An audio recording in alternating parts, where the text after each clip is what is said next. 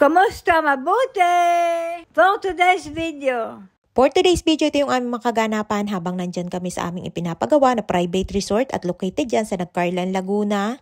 Kung gusto mo ng tahimik na lugar, malayo sa mga kapitbahay, may magandang tanawin at malawak na espasyo, maraming mga puno at meron din yung ilog sa baba, abay syempre dito ka na sa aming Aqua Infinity Private Resort and Events Place. At dito nga ay feel na feel mo din na nasa probinsya ka at yan likod na yan ay taniman ng mga gulay. Makulimlim nga ng araw na yan kaya hindi masyadong kita yung dalawang bundok, ang Mount Banahaw at Mount San Cristobal. Umaga pa nga lamang ibising-busy na kami dyan sa pag-aayos ng mga gamit at ayan nga at mga naka-plastic pa. Pasadya nga pagpapagawa ko niyan sa set at mayroon din niyang kasama na bed frame at dining table. Nasa Israel pa nga ako nang in-order ko yan at inabot din ng 6 na linggo bago nila matapos at ipinadeliver ko naman isang araw bago ako dumating ng Pinas. Solid wood materials ang gamit nila kaya naman may kabigatan din.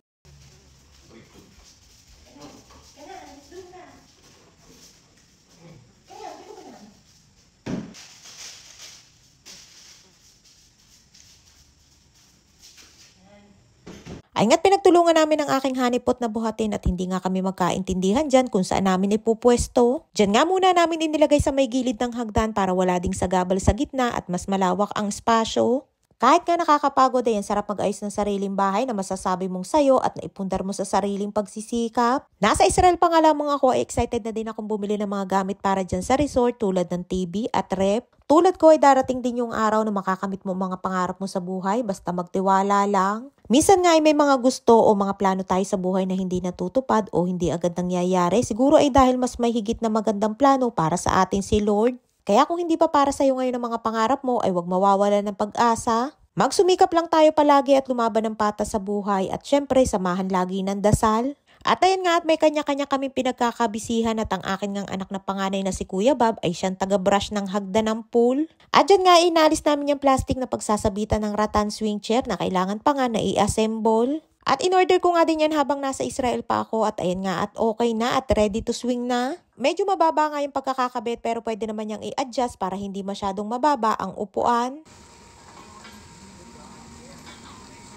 At ayun nga at nag-testing din ako na magduyan at talaga naman nakaka-enjoy at maganda nga din dyan na mag-picture-picture. Niyaya ko nga din ang mga bata na pumunta ng ilog dahil simula nang dumating kami ay hindi pa ako nakakapunta ng ilog. Parte pa nga yan ng lupa na nabili ko hanggang dun sa may baba at pa-slope na nga yan. Malawak nga yung buong resort kaya malawak din ang pwedeng galaan at siguradong mag-i-enjoy ka nga din sa paliligo sa ilog. Habang pababa nga kami ay dinig na agad yung lagaslas ng tubig na ang sarap pakinggan. At ayan na nga yung ilog na medyo malawak din, malinis at malamig ang tubig dyan at pwedeng paliguan.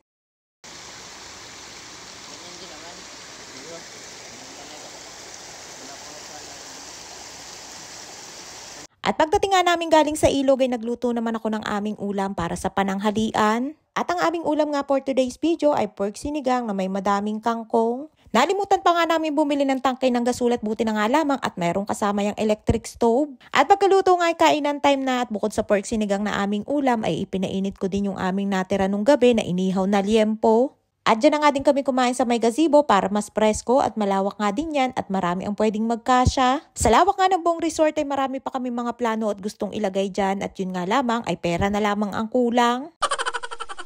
Pero ang mahalaga ay may naumpisahan na at paunti-unti ay mas napapaganda. At ayun nga for the swimming ng mga person at yan nga din ang aking unang beses na makapaligo dyan. Sino ba naman ang mag-aakala ng isang tulad ko na graduate ng nursing at kung ano-ano mga racket ang aking ginawa bago makarating ng Israel ay ngayon ay may sariling private resort na. Simula nga na magkaroon ako ng mga anak ay akala ko hanggang sa Pinas na lamang ako dahil nakapokus ako sa pag-aalaga sa kanila. At nung nasa Pinas ako habang nag-aalaga ako sa aking mga anak ay gumagawa ako ng iba't ibang klase ng mga paninda na dinadala ko sa mga kantin ng school. Gumagawa ako ng Pinoy donut o yung bichu-bichu ang tawag sa amin. Gumagawa din ako ng siopaw at yung maliit na version ng long paw ay di short paw.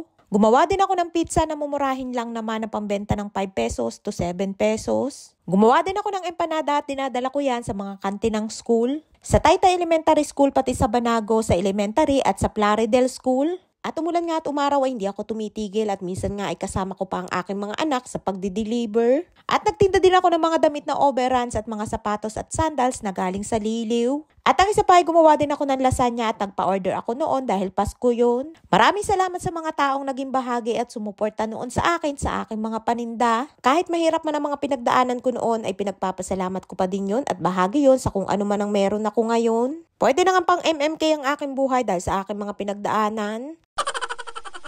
Kaya wag tayong mawawala ng pag-asa at lagi nating isipin na sa lahat ng ating paghihirap at pagsisikap ay may maganda ding bunga sa huli. At ayun nga, sobrang enjoy kami dyan sa panliligo at kahit nga umuulan ng araw na yan ay masarap pa ding magbabad sa tubig kahit medyo malamig. Ay siya, hanggang dito lamang ating kwento for today's video. Maraming po salamat sa inyong support at laging panonood. Mag-ingat po kayo palagi. And please follow and share Aqua Infinity Private Resort and Events Place and please subscribe to my YouTube channel. Please follow and share. Salamat!